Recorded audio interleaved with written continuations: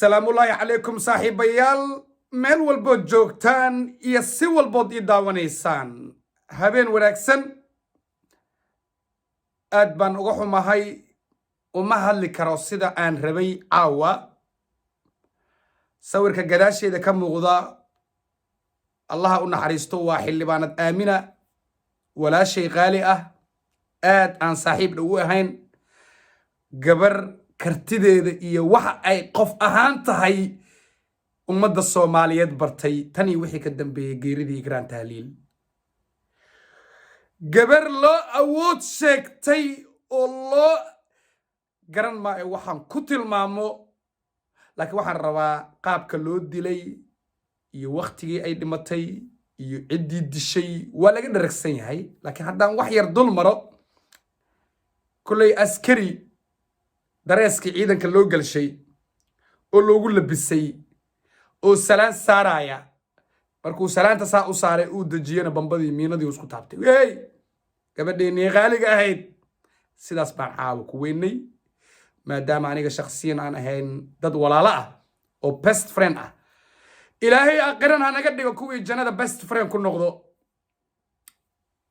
warku isma saarna caawa wixii dhig lahow warku isma saarna hal su'aal waxaan u qabaa shacabka hal su'aal laba su'aalna ha leega wareego ra'iisul wasaaraha ummadda Soomaaliyeed Maxamed Xuseen Roble fadlan muuqaalkan haddii damiir uu kugu jiro sheer garay waxaan jeclaan lahaa cid kasta oo connection la leh ra'iisul wasaaraha in muuqaalkan ay u geyso sababta aan sida u leeyahana sida aniga ay ila tahay oo malaayiin Soomaaliya oo ay la tahay ma jirto cid banaanka inta imaado saas u hadasho waa waaye cid ka damqata waa arkay oo damqashateeda ka badan waan arkay laakiin waxa caawa fariinta aan ra'iisul wasaaraha u wado malaayiin shacab ay ka dhex guuxaysaa adigu ka mid noqo kuwa gaarsiiye ummadda kale qaabka loo dilay xilligii la dilay waa laga dharagsan yahay sababta loo dilay xitaa ra'iisul wasaariyaa sheegay waxaanse leeyahay shaki ma leh in laba shabaab wada shaqeeyaan ay dhihi jireen kalamaane weerarkii saakayna waa idinkaga warbixiyo muuqaalkii maanta waa ku daawateen kii walaasheen aamino lagu dilana waa mid la fududeeyey labada waa la fududeeyey ma fahanteen boqolaal xildhibaana hiiraan laga soo doortay boqolaal xildhibaana hiiraan fadhisa aamina askari la kacay wax cidda keliya maanta microphone inta la soo qabto loogu sheekay kara xayawaanada waaye bini aadan intaas loola imaado gardarro caqli lagu gardaroodo tii ugu xumeed 5 sano la soo dhaafo watan waaye waxaan rabaa shacabka Soomaaliyeed hal su'aalaan weydiinaa miyay jirtaa cid weli naga mid ah annaga inta nagu diinta ah ee nagu dhaqanka ah ee nagu afka ah miyay jirtaa caawa aamina dilkeeda in Fahad Yaasiin uu ka dambeeyo cid ay shaki ugu jirto ma jirtaa caawa ha imaya halaysoo qorotol haddaan nahay hadday jirto cid ay shaki yar uu ugu jiro fadlan aad dhaqtarka dhimirka ee kugu dhow please thank you very much taas waa shacabka warku waa kala gooya caawa hello ra'iisul wasaare aniga caawa ku ammaani maayo ku dhaliili maayo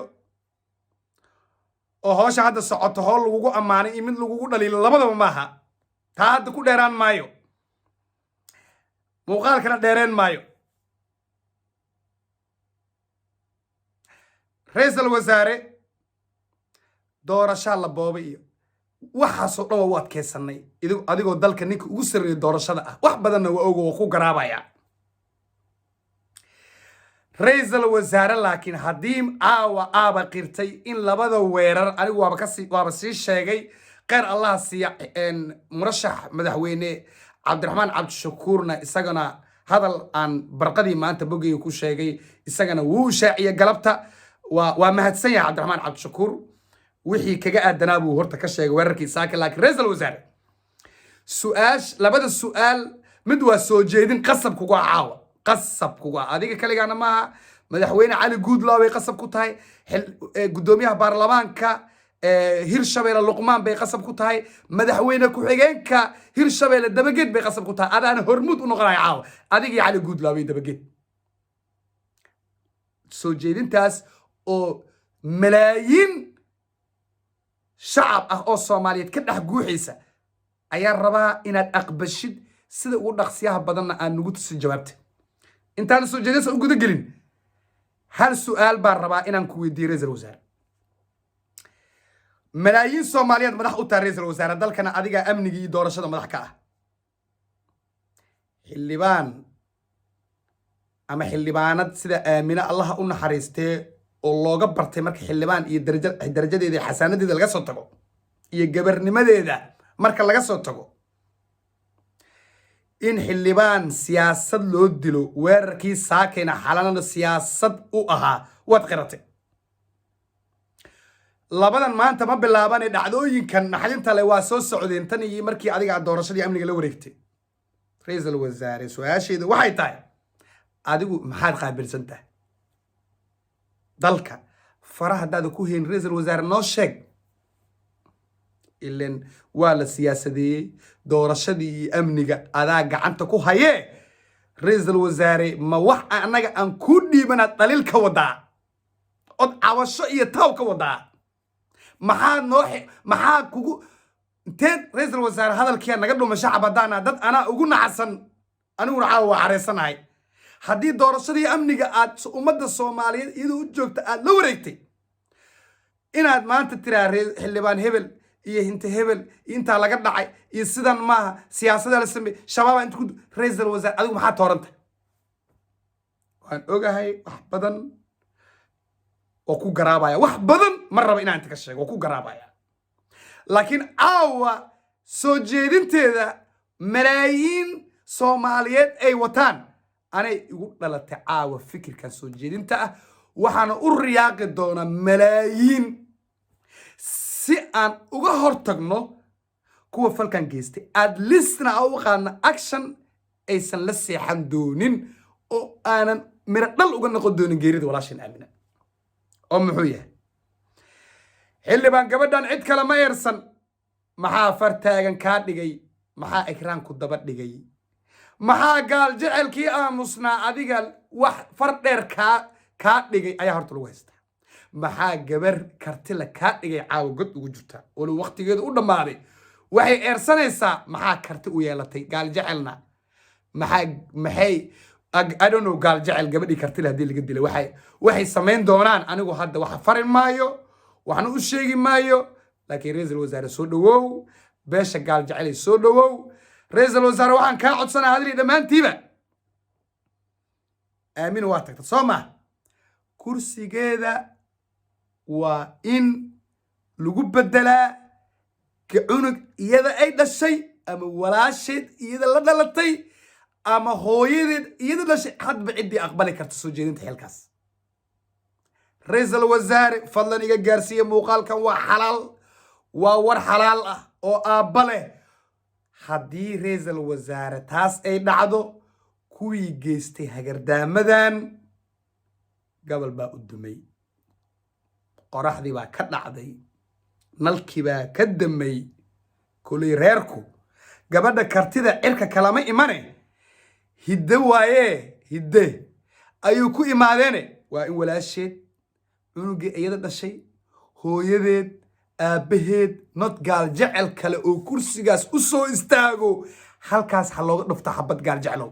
haddii gaal jecel nasabiyadda aan ku ogaa ay samayn karaan gaal jecelow ciddii u soo istaagto ilaan malxiisaa loo rabaaye halkaasaa lagu dhufto gabadhaas xaqeeda kolay raadintiisa laba gabaraa hadda naga maqnay ikraan taaliil iyo aamine laakiin waxaan rabaa dadkan dad dhinta shaqo kuma lehe ra'iisul wasaarow sharaftaada ilaasho oo ka dhaweey codsigan oo malaayiin soomaaliya ka dhex guuxaya madaxweynaha sharafta leh oo intii doorashooyinka ay socdeen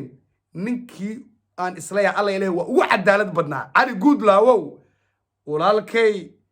guuxa shacabka ha liiga gaarsiiya asagana ka dhabay luqmaanow ka dhabay waan idinla socdaa ninka la yidhaha dabageyd asna ha ka dhabeeyo madaxda hirshabeelle siday aamina ugu dhaxda xirteen anigu waan la socdaa si hoosaan ula socday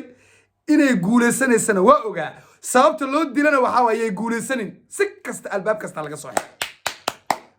cali guudlaa waa ku mahadsan allah ku mahadsan cali guudlaa waa ku mahadsan dabageeda ku mahadsan luqmaana ku mahadsan haddana taladan soo jeediyey ra-iisul wasaaruhu waa inuu horboodo cali guudlaawe dabageyd iyo luqmaanna waa in ay u dhabaxaaraan ay u xusul duubaan oo ay gogashaas fidiyaan ay ka dhabeeyaan ma la waaye annaga dhan tuhun baana galaya fariintan waxaa idiin soo diraayo walaalkiin cabdiqaadir boos inaad daawataanna walaalaha jabhadda guutada 21aad ayaa idiin saamixi doonta ee aan war helno haddaan 48 saac jawaab ku weynana wuxuun baa jira iyo shacabka ha loo qoslo